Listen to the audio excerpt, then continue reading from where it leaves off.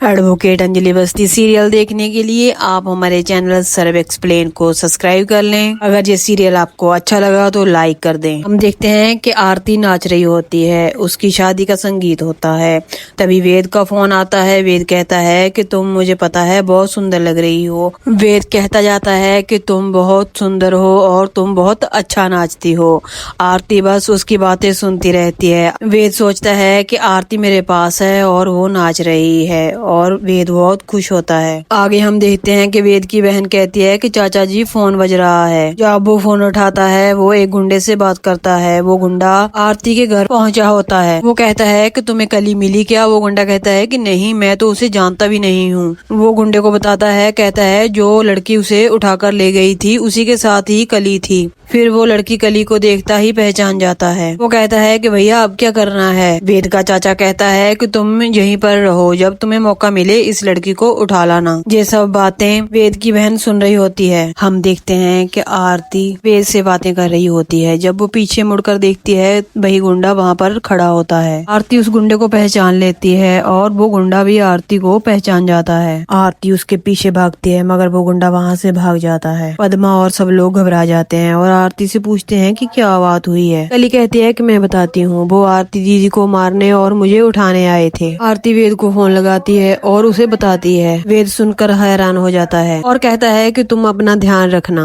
कहता है कि शादी होने दो, बस एक दिन और, तुम्हारी सारी जिम्मेदारियां मैं ले लूंगा। आरती और वेद एक दूसरे के बारे में सोचने लग जाते हैं। हम देखते हैं कि आवाज आती है, कल शाम को हम बारात लेके निकलेंगे। वेद पीछे मुड़कर देखता है और उसका चाचा कहता है, मुझे उम्मीद है कि तुम्हें सब कुछ याद है। वेद कहता है कि किस बात की उम्मीद? आप किसके बारे में बात कर रहे हैं? वेद का चाचा कहता है कि मेरी चंद्रभान से बात हो चुकी है, का ठिकाना। वेद कहता है कि वो लड़की कहीं नहीं जाएगी, उसका ठिकाना यहीं पर राजवंशी महल में होगा। वेद कहता है कि इस घर की रानी बनकर रहेगी वो, ये वादा है मेरा आपसे, और वहाँ से चला जाता है। राजवंशी का भाई प्रताप कहता है कि अब क्या करना है बड़े भाई? राजवंशी कहता है एक बार शादी होने दे, फिर देखना क्या होता है आगे आगे। सब बातें वेद की बहन सुन रही होती है और मन ही मन सोचती है और कहती है कि जी चाचा और पापा क्या करने वाले हैं? वेद भैया कभी नहीं मानेंगे। वेद भैया बहुत प्यार करते हैं उस लड़की से। आगे हम देखते हैं कि राघव सिंह राजपूत अमन सिंह राजपूत को याद कर रहा होता है और कहता है कि बेटा, कोई ऐसा दिन नहीं है जिस दिन मैं तुझे याद नहीं करता हूँ। मेरे आंसू दर्द बनकर मेरी आंखों से छलकते हैं। वो कहता है कि मैं तुम्हें बहुत मिस करता हूँ। राघव सिंह राजपूत अपने मन ही मन बातें करता है और कहता है कि अमन बेटा,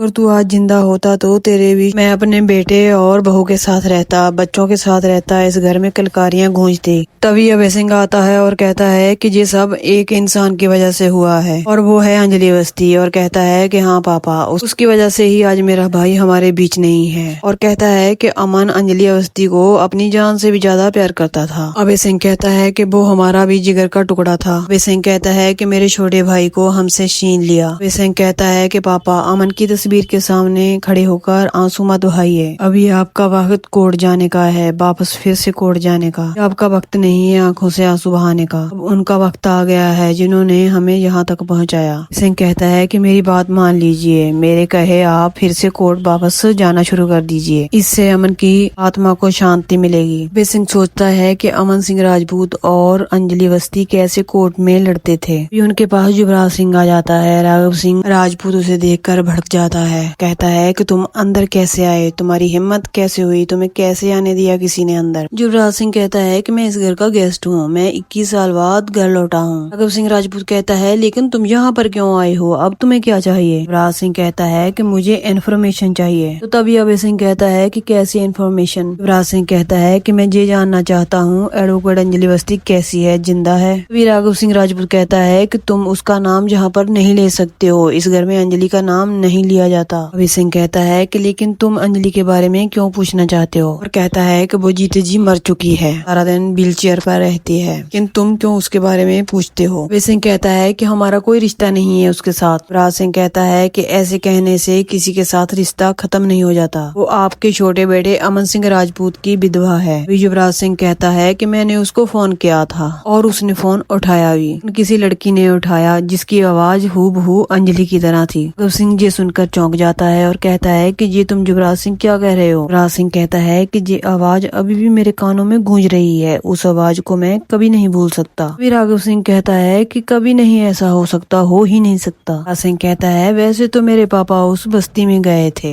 अंजलि को लाचार पड़ी व्हीलचेयर पर भी देखा। वो कहता है लेकिन मैं ये नहीं मानता। युवराज सिंह कहता है जिस लड़की से मैंने बात की वो हो अंजलि की तरह बात करती थी, इसलिए नहीं मैं मानता। अभय सिंह कहता है कि तू अगर ऐसा कहता है तो हम वहाँ पर चलते हैं, अभी जाकर देख लेते हैं कि उसकी हालत क्या है। वो कहता है कि नहीं मैं कभी नहीं जाऊंगा। अभी राघव सिंह का छोटा भाई कहता है कि चलिए ना भैया हमारे साथ चलिए। कहता है कि जिस बात पर हमें शक हो रहा है हमें देखकर शक दूर भी करनी है ना अपनी। युवराज सिंह राघव सिंह के कान भरता है और कहता है कि अगर वो सही सलामत हुई तो वो अपने पैरों पर चलकर आपके घर आएगी और हिस्सा मांगेगी। युवराज सिंह कहता है कि तब आप क्या करेंगे। राघव सिंह कहता है कि मैं खुद कोर्ट जाऊंगा, अपील करूंगा और उस अंजलि बस्ती के खिलाफ केस लड़ूंगा। वैभव सिंह कहता है कि हम घर जाएंगे, उसके सब कुछ पता कर आएंगे। तभी वहाँ पर भजन सिंह की एंट्री होती है और कहता है कि मुझे भी चलना है आप लोगों के साथ। युवराज सिंह कहता है तो ठीक है, फिर कल शाम को हम सब मिलते हैं, तो चलते हैं अंजलि के घर। अभय सिंह राजपूत युवराज सिंह को रोकता है और कहता है कि 1 मिनट रुको, अंजलि को फोन लगाओ, मुझे उससे बात करनी है। अभय सिंह कहता है कि हाँ तुम अंजलि को फोन लगाओ। युवराज सिंह अंजलि को फोन लगाता है। हम देखते हैं कि पद्मा अंजलि के साथ बातें कर रही होती है और कहती है कि आपको पता है ना, आरती कह रही है कि आपको बहुत अच्छे से सजाएगी, वो इस शादी को लेकर बहुत खुश है, आपको पता है ना वकील दीदी। पद्मा कहती है कि इस घर से 2 लोग जाएंगे, जब आरती की शादी हो जाएगी वो आपको भी अपने साथ ही ले जाएगी। पद्मा कहती है कि ये घर तो बिल्कुल सूना हो जाएगा, लेकिन फिर भी मैं चाहती हूँ कि तुम दोनों साथ रहो, तुम दोनों जहाँ पर भी रहना खुश रहना। पद्मा कहती है कि इस कलमुही कुर्सी से एक बार उठकर खड़े हो जाइए, बस एक बार अपनी बेटी और दामाद को आशीर्वाद दे दीजिए। हम देखते हैं कि एडवोकेट अंजलि बस्ती का फोन बजता है। पद्मा कहती है कि ये तो वकील दीदी का फोन है, कौन कर रहा है। पद्मा नंबर देखते ही पता चल जाता है कि ये फोन युवराज सिंह का है। राघव सिंह कहता है कि लाओ मुझे फोन दो। युवराज सिंह राघव सिंह को फोन दे देता है। पद्मा जब राघव सिंह की आवाज सुनती है और कहती है कि बड़े बाबू। राघव सिंह कहते हैं कि हाँ। राघव सिंह कहता है कि अंजलि कैसी है। पद्मा कहती है कि इतने सालों बाद आज आप हाल चाल पूछ रहे हैं। पद्मा रोती है और कहती है कि अगर आज अंजलि ठीक होती तो वो बहुत खुश होती, वो सोचती कि उसके ससुर जी आज उसका हाल चाल पूछ रहे हैं, वो आपके बेटे की विधवा है। राघव सिंह एक बार फिर पद्मा से पूछता है कि अंजलि कैसी है। पद्मा कहती है कि वो ठीक नहीं है। राघव कहता है कि तुम झूठ बोल रही हो, युवराज ने उसके साथ खुद बात की है। दोस्तों यहीं पर इस खूबसूरत एपिसोड का एंड हो जाता है। कल हम देखेंगे युवराज सिंह और राघव सिंह और अभय सिंह का सामना आरती से होगा। आरती उन लोगों को पहचानती नहीं है, मगर वो कहेंगे कि ये अंजलि ही है। आगे इस एपिसोड में क्या होने वाला है कल बताएंगे, तो कल मिलते हैं।